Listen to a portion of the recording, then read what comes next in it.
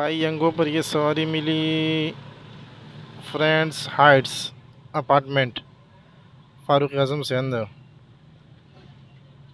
ये सवारी मिली, इसको ले जाना है कहाँ पर अभी देखते हैं। इसको ले जाना है नाजिमाबाद 4 नंबर। ये पेट्रोल पंप छोड़ेंगे ये नाजिमाबाद। अभी मैं इंतज़ार में हूँ, सवारी निकल रही है।